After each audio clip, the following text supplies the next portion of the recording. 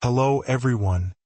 I'm the person who retells interesting movies. I understand that many of you watch this video to help you fall asleep, so before we begin, don't forget to like the video and subscribe to the channel. Also, let me know where you're from and what time you're watching it, and if you have any movie suggestions for a retelling, leave a comment. Now, get comfortable because we're starting.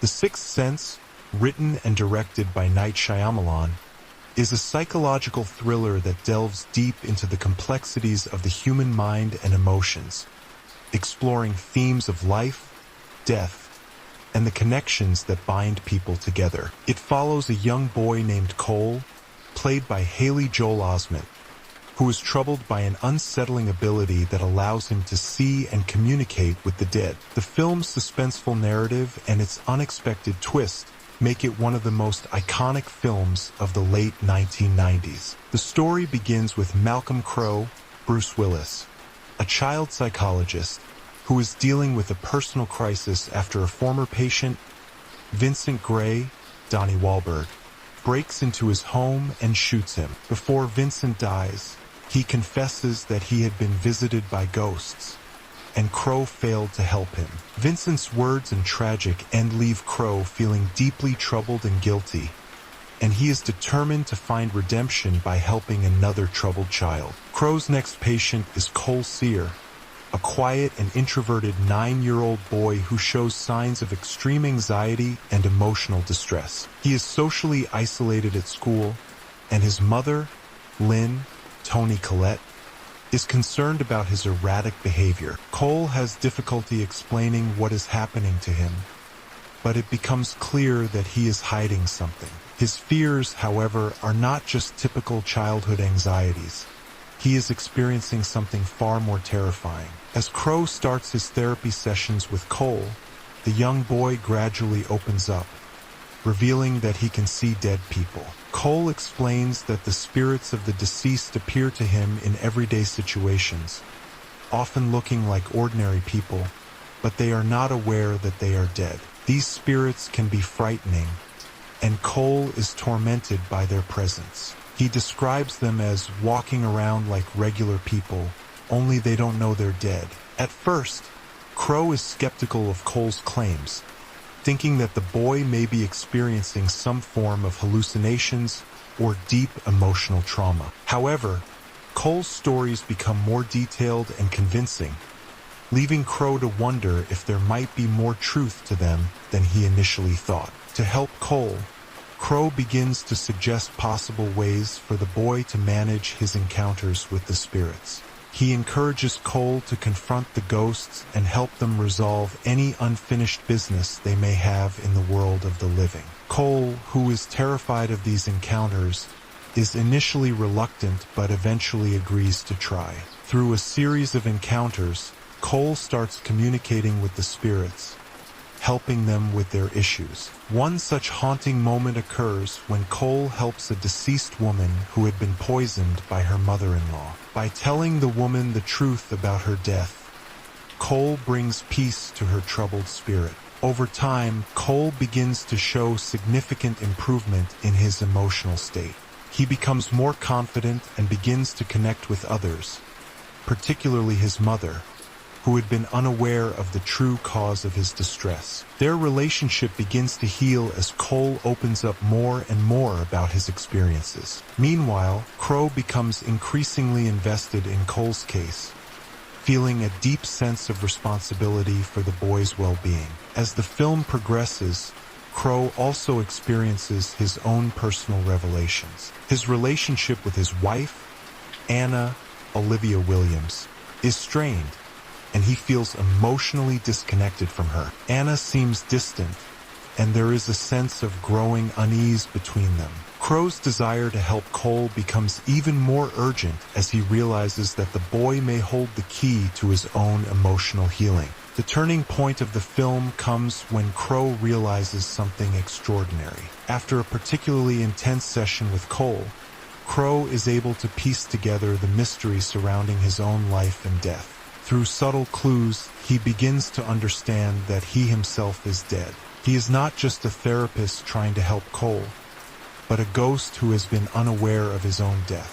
This realization is the pivotal twist of the film, as Crow comes to terms with the fact that he has been operating in the afterlife, attempting to solve his own unresolved issues. The final scene of The Sixth Sense is one of the most famous in cinematic history. In a shocking revelation, Crow realizes that he has been dead the entire time, and that his interactions with Anna and others have been in the realm of the deceased. This twist completely changes the way the audience views the entire film, recontextualizing every interaction and event that came before it. Crow, now fully aware of his situation, is able to let go of his guilt and find peace. He leaves behind the unresolved issues of his life, symbolized by his final interaction with Cole. In the closing moments of the film, Crow's ghost is seen peacefully leaving, and Cole is shown living a much more fulfilled and connected life. He continues to see dead people, but he no longer fears them. He has learned to use his gift to help others, just as Crow helped him.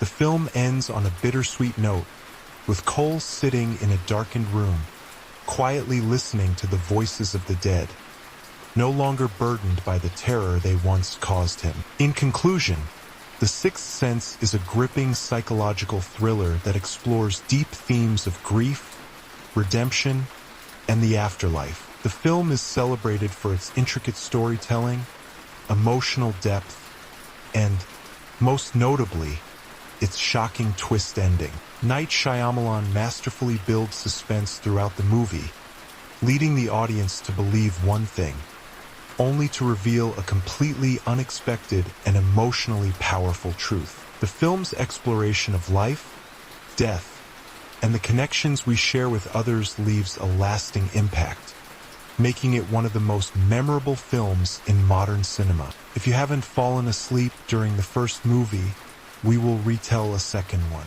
Enjoy. The story unfolds in 19th century London, where two ambitious young men, Alfred Borden and Robert Angier, work as apprentice magicians under the mentorship of Cutter, an experienced stage engineer who designs illusions. Both men are deeply passionate about the art of magic, but they have very different approaches. Angier is a natural showman, charismatic and charming, yet he lacks the creative genius required to invent truly groundbreaking tricks. Borden, on the other hand, is highly skilled, exceptionally talented, and obsessed with the technical craft of magic, but his blunt personality and lack of theatrical flair make him less engaging as a performer. At the beginning of their careers, Borden and Angier work as assistants to a seasoned magician, participating in a water escape trick in which Angier's wife, Julia, is tied up and lowered into a water tank. Every night, she successfully frees herself before drowning. However, one evening, something goes terribly wrong.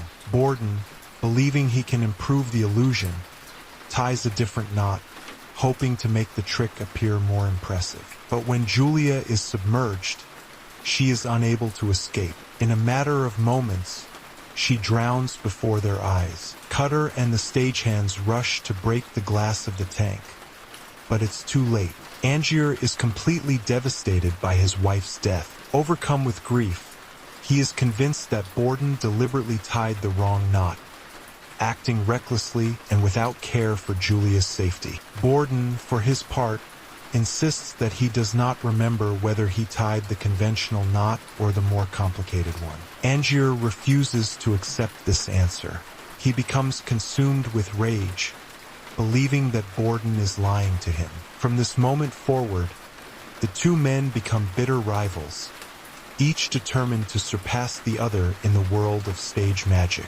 Years pass, and both men go on to establish their own independent careers. Borden, performing under the name The Professor, creates highly inventive illusions that capture the attention of audiences, though his lack of showmanship prevents him from becoming a true star. Angier, now performing under the name The Great Danton, relies on Cutter to design his tricks and perfect his performances. While Angier's shows are spectacular, he struggles to achieve the same level of originality as Borden. One evening, Borden unveils a new trick that astonishes both the audience and the entire magic community: the transported man. In this act, Borden steps into a cabinet, closes the door, and instantaneously appears in another cabinet across the stage. The illusion is seamless, leaving the audience in awe. Angier, witnessing the trick, is dumbfounded. He is convinced that Borden must be using some extraordinary secret, something beyond a simple sleight of hand. Cutter, however, believes the solution is obvious. Borden is simply using a look-alike, a double who is identical in appearance. But Angier refuses to believe that the answer is that simple. He becomes obsessed with uncovering the true method behind Borden's trick, convinced that Borden has discovered something truly revolutionary. Desperate to replicate the illusion, Angier hires an actor, Gerald Root, who bears a striking resemblance to him. Together, they stage a similar trick, with Root playing the role of Angier's double. The illusion is successful, but it lacks the elegance and precision of Borden's version. Angier is frustrated by the imperfection, but the trick becomes a major success nonetheless. However, during one performance, Borden sneaks backstage and sabotages the trick, causing Angier to fall and severely injure his leg.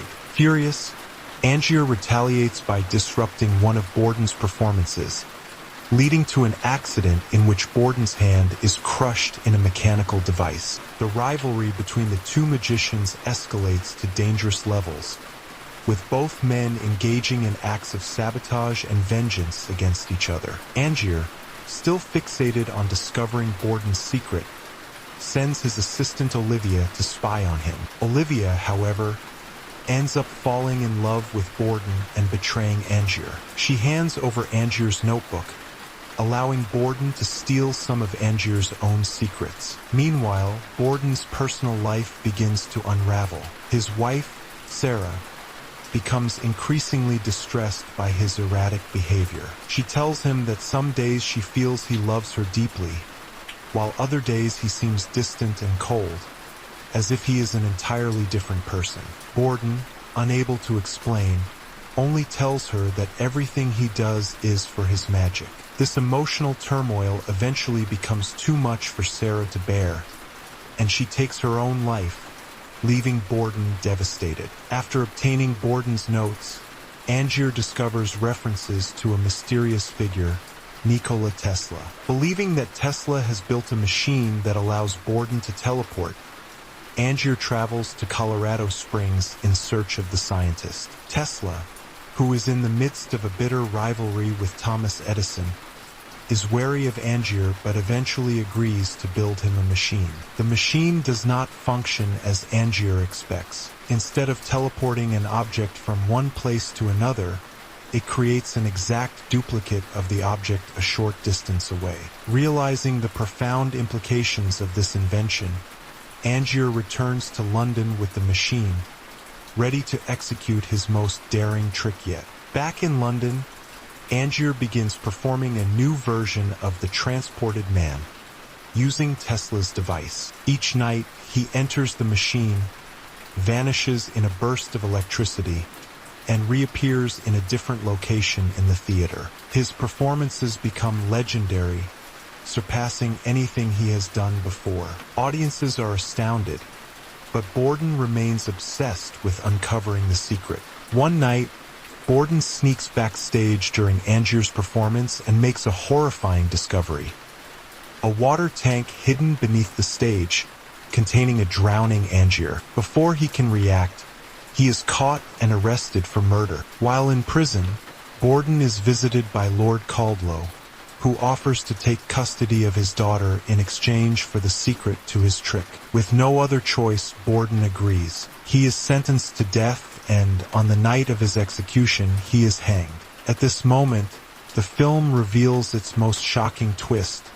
Borden was never one man. He had a twin brother, and the two men lived as a single identity, taking turns being Alfred Borden and Fallon, the quiet, reserved assistant. This was the true secret behind the transported man.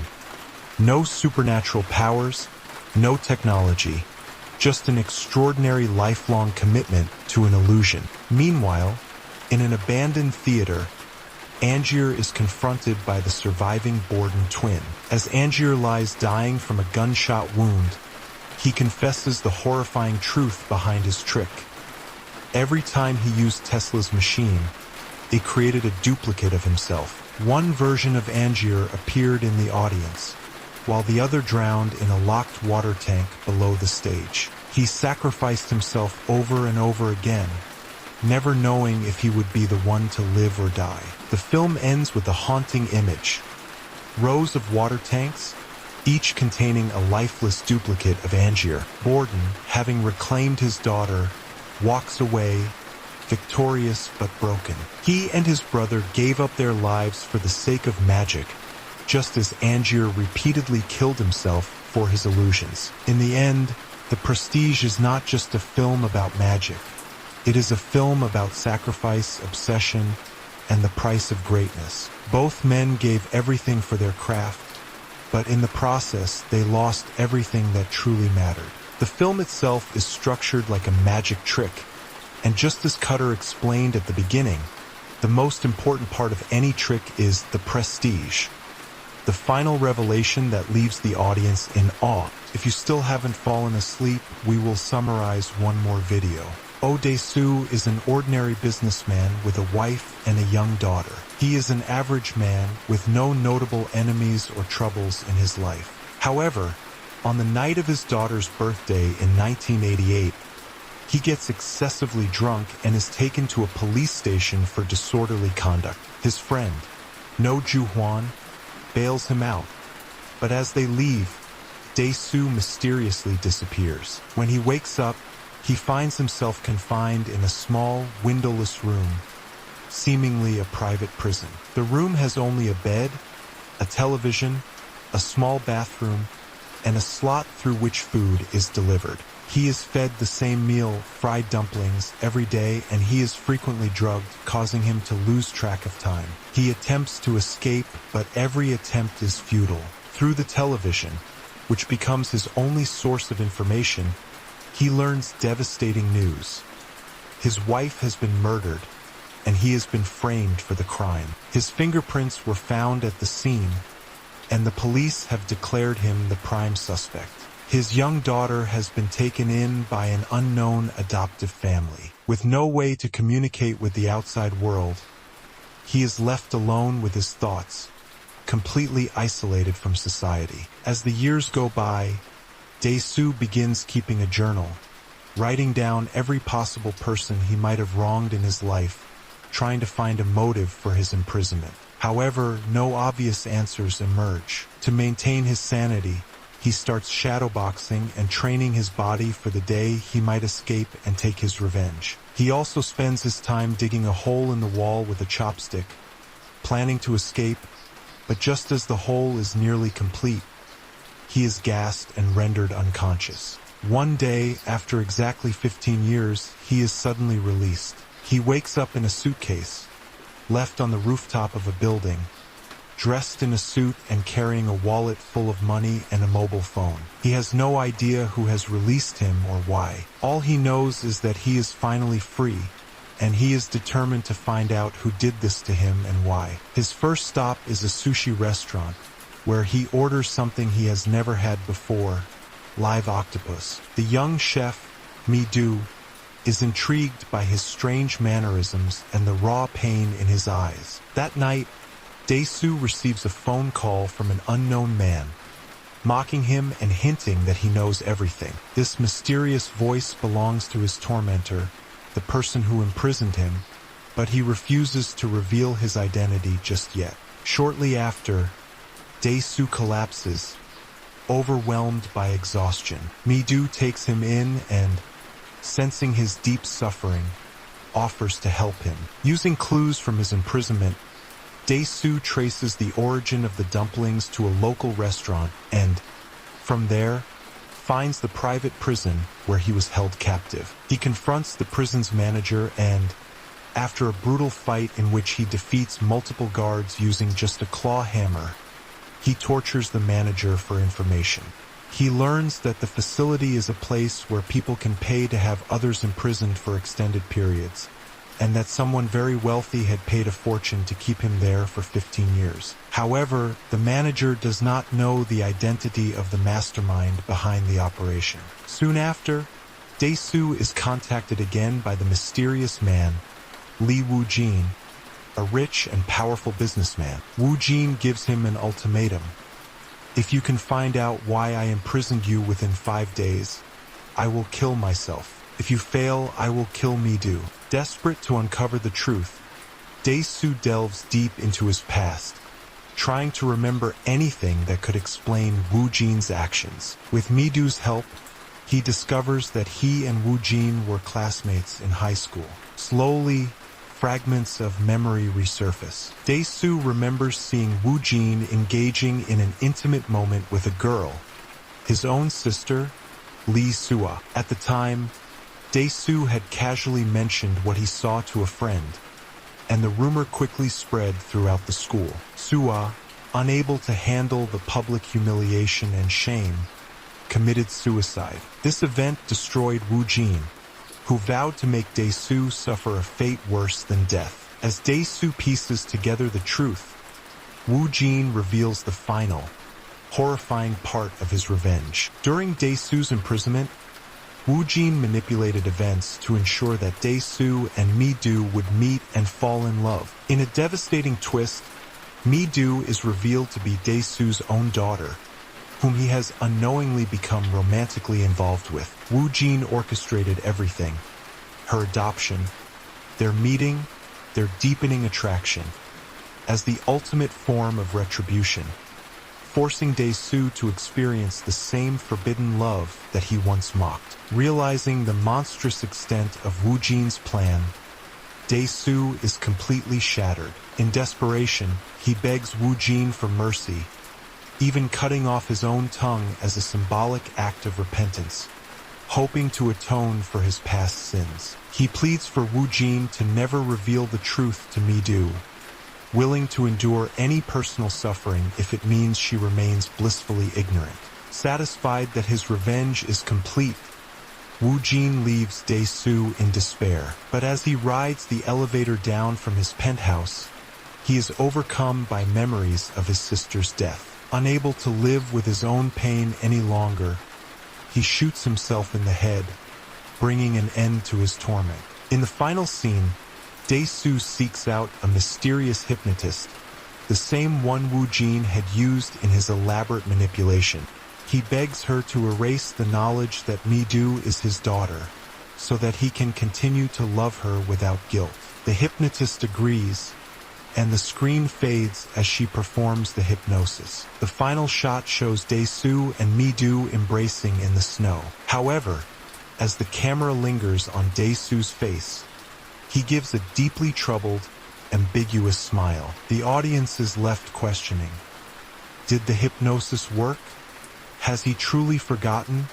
Or will he live the rest of his life knowing the unspeakable horror of his fate?